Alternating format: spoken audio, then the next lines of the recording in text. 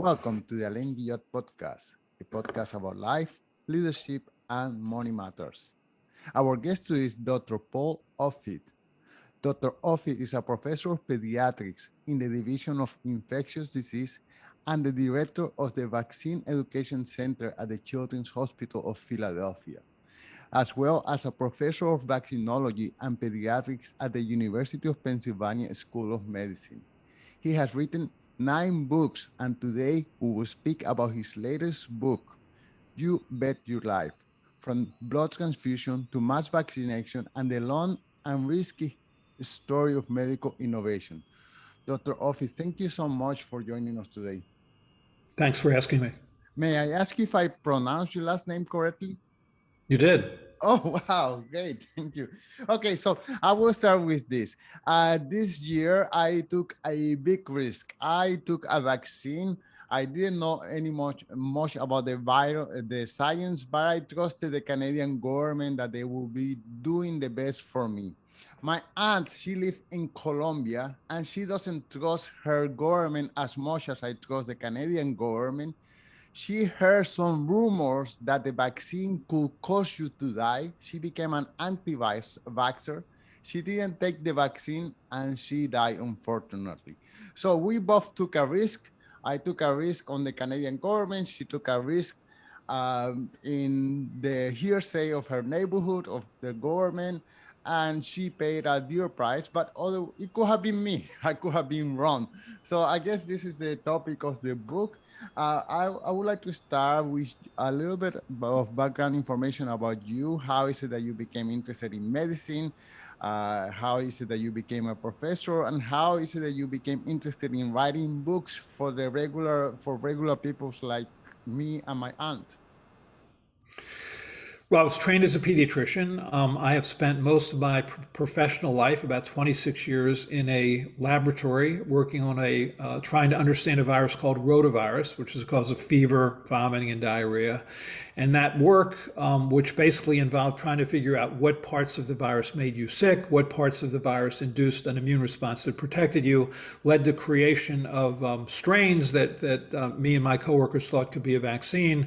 And then we approached several pharmaceutical companies, one step forward to make a vaccine, and this vaccine, the rotavirus vaccine, Rototec, was then licensed for use in all children in the United States in 2006, and then for all children in the world in 2013. So most of my professional life was working on this particular vaccine.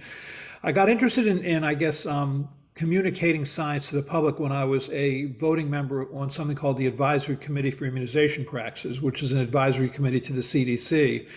And during that time, there were sort of a lot of things happening at once. There was a concern raised by Andrew Wakefield that the combination measles, mumps, rubella vaccine could cause autism. There was a concern that something called thimerosal, a preservative that was in a number of vaccines, could cause harm. And that combination, I guess, alerted me to the fact that I didn't see a lot of people standing up for the science and trying to explain the science. So with that, I started to write sort of books trying to make science understandable and fun.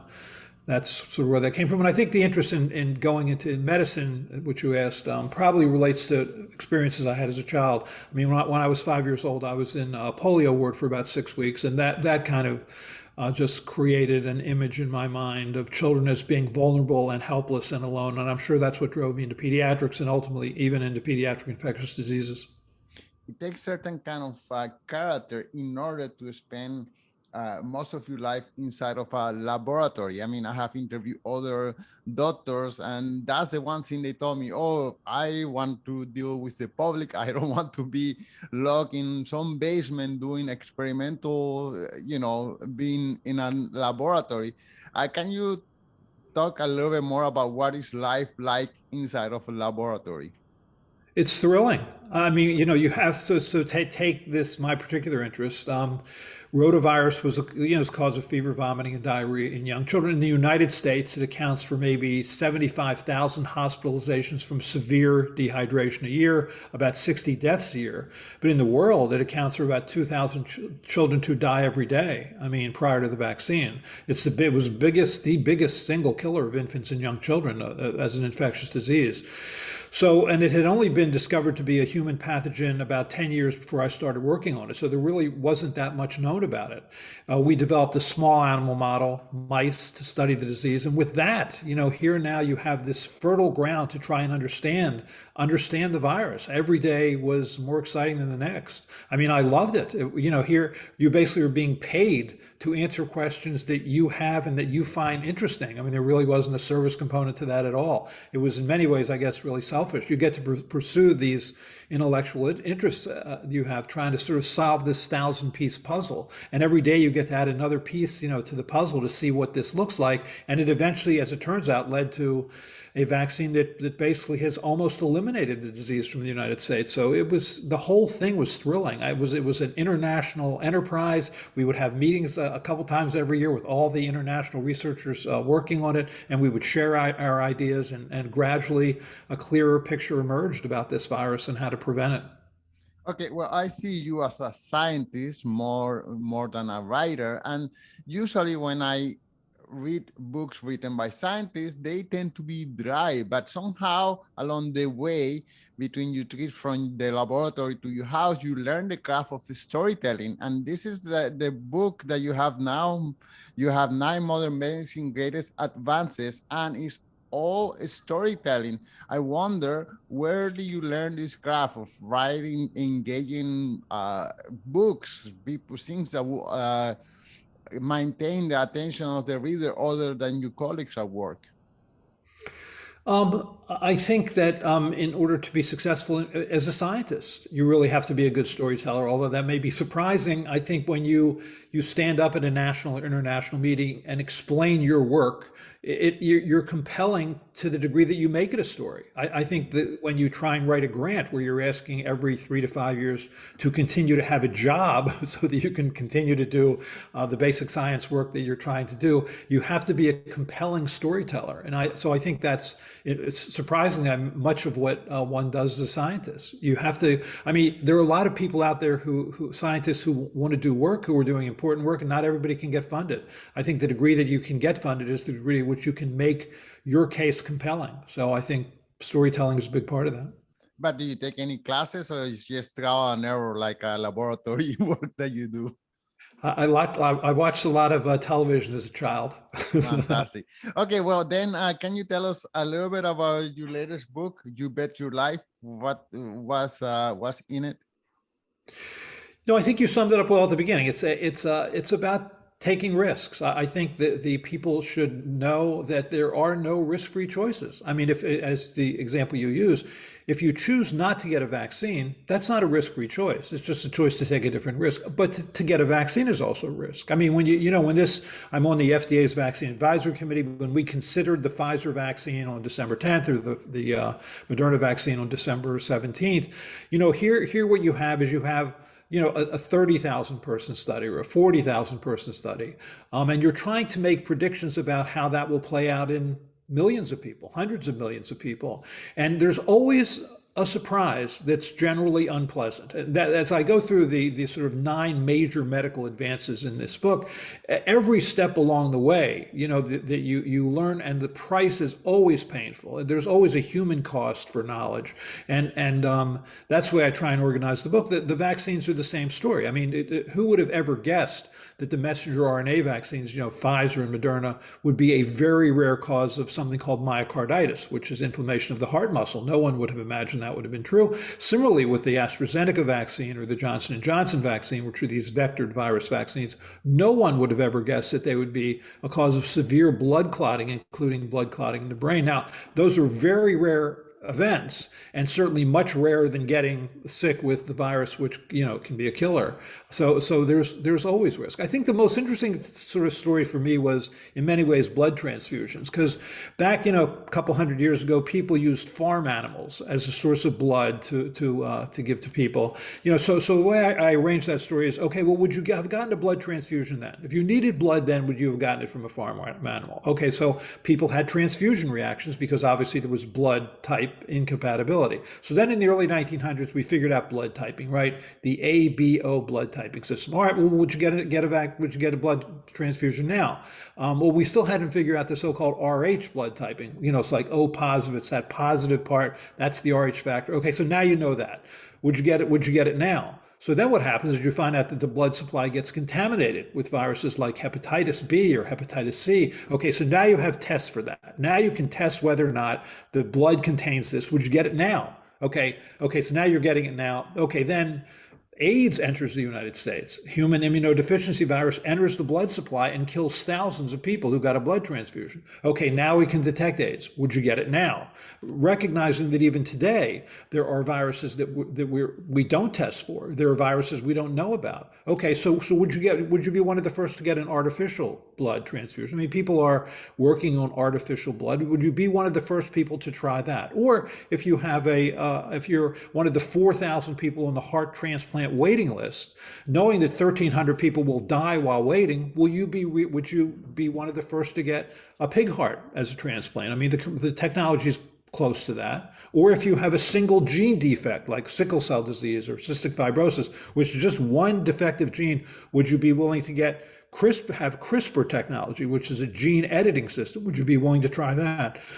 It's always about assuming some level of risk. And so this book is about trying to make clear-eyed, dispassionate choices about that risk, which we're generally terrible about doing.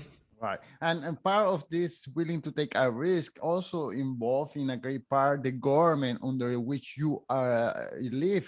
For example, as a Canadian citizen, I trust my government, not 100%, but I trust more than my aunt who lives in Colombia, and she didn't trust our Colombian government over there. And in the United States, there is not 100% trust in the government either. But then how much do you trust also the pharmaceutical companies who may have a profit motive, or maybe the desire to do good by society? Or how much do you trust the community where you live in? If you if you live in a community of anti-vaxxer, then your level of trust in the government may be different than the level of trust of somebody who is not an anti-vaxxer.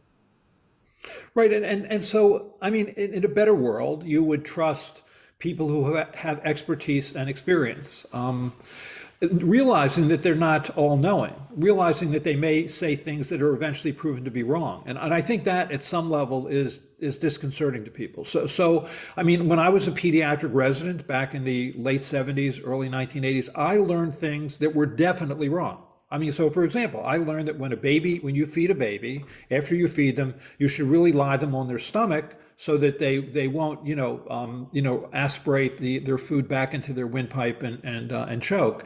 That was bad advice. I mean, as it turns out, that increased the risk of sudden infant death syndrome. And it wasn't until the early 1990s that the American Academy of Pediatrics launched their Back to Sleep program, where babies, after they'd have to lie on their back, not on their stomach, and that dramatically decreased the incidence of sudden infant death syndrome. That didn't mean that everything that I learned as a pediatric resident was wrong. It just meant that thing was wrong. And I think when people see, for example, in the evolution of this COVID-19 pandemic, when people see mistakes being made or things that are said at one point that then down the road are found to not be correct, most people many people will raise their hands and say, see, that's why you can't trust the scientists. But that is exactly why you can trust them, because they're circumspect, because they're always willing to throw textbooks over their back shoulder without a backward glance as they learn more information. And now I just think the fluidity of that is disconcerting. Okay, well, your book is composed of 9 medicine-graded advances. Could you just quickly mention which of those nine, and then just focus on one of them for the purpose of the audience? Okay, so the 9 are blood transfusions, transplants, X-rays, anesthesia, chemotherapy, gene therapy, biologicals, things like monoclonal antibodies would be an example of a biological, antibiotics, and vaccines. Those are the 9 major medical advances that have caused us to live 30 years longer now than we did 100 years ago. But there has been a price to be paid for all that. Right. Okay. So can we cover one of those? Which one would you like to cover? Right. I think that the the one I guess that is probably the most relevant to today would be gene therapy. I was at the University of Pennsylvania when we were taking our first steps into gene therapy, and there was a 19-year-old man named Jesse Gelsinger who was part of a trial where he was given something actually very similar to the Johnson and Johnson or AstraZeneca vaccines. It was a replication defective adenovirus into which was inserted the gene that he lacked. He lacked a certain gene in his liver that made it very difficult for him to process foods. Excuse me. So he was given that vector, and he died. He died of just overwhelming, what looked like bacterial sepsis. Nobody knew why, and it took really months to figure out what specifically had happened. And what had happened was that by giving him such a large amount of this particular replication defective virus, it had caused his immune system to make very high amounts of a protein called interleukin 6. And that's why he died. He died because of basically this massive protein that was made. Well, as it turns out, people who get something called CAR T therapy, which is very commonly used to treat, successfully leukemia. The reason it is now successfully used to treat things like leukemia in children is because when there was a girl at Children's Hospital Philadelphia who got that therapy, and just like Jesse Gelsinger, she had this massive release of interleukin 6. But then they realized it. They realized what was going on. They had a monoclonal antibodies to be able to neutralize that, and so that's become now standard therapy. I think that if you look, for example, right now in the myocarditis. So myocarditis caused by messenger RNA vaccines, nobody really knows exactly what it is, but it's something in the immune system, because it's not because the virus is reproducing itself in the heart, because you're not being given virus as a vaccine. It's something in the immune system, and I'm sure it's going to be something like what we saw there, where it's going to be one massive production of a particular so-called cytokine of the immune system, and then if you can develop a monoclonal antibody against it, then children won't have to suffer that. So I think people are uncomfortable with that sort of, and even recently there were French researchers used a different kind of gene therapy, something called rotavirus, which inadvertently, as it turns out, inserted itself right in front of a gene that causes you to have leukemia. And 3 of 10 children who got that gene therapy died of leukemia. And so now they said, okay, I see what's wrong about that. I'm going to put in sort of a protective mechanism so that doesn't happen. And now that works very well. But it's hard to watch. I mean, it is hard to watch. I'll give you probably the best example in terms of, I guess, what emotionally affected me the most in the writing of this book. I mean, I was a child of the 1950s. I was a first and second grader in the 1950s when the polio vaccine was developed. So Jonas Salk made his polio vaccine by taking polio virus, growing it up in cells, purifying it, and then inactivating it with a chemical, the so-called whole inactivated virus vaccine. That was Jonas Salk's vaccine. So he gave it to 700 children in the Pittsburgh area. And he found that it was safe, and he found that it induced a great immune response that he was sure was going to be protective. And he said, Eureka, I've got it. This is it. This is the vaccine. Let's make it. Let's give it to children. But people wanted to test it first. The March of Dimes insisted on it being tested first, and it broke his heart. It broke his heart because what the test involved was giving 420,000 children his vaccine and giving 200,000 children salt water, placebo. He couldn't conscience injecting children, first and second graders, with salt water right before what was going to be the yearly polio epidemic that was in the summer every year in the United States. And so the vaccine worked. It was safe, potent, and effective, as they said. So how do we know it was effective? We knew it was effective because 16 children died of polio in that study, all in the placebo group. We knew that it was effective because 36 children were paralyzed in that study, 34 in the placebo group. I mean, those children were my age. I mean, I was a first second. They could have lived long and healthy lives and productive lives, but for the flip of a coin. And so we celebrated that. We celebrated that trial. And I think what got lost in all that was the enormous sacrifice that was made in order to learn that his vaccine worked. Wow, it does break my heart as well. Okay, so you are in the front lines and you are facing people who consider whether to take or not to take the vaccine. I wonder if you have any insights that you could communicate with people who are hesitant and maybe will encourage them to take the vaccine?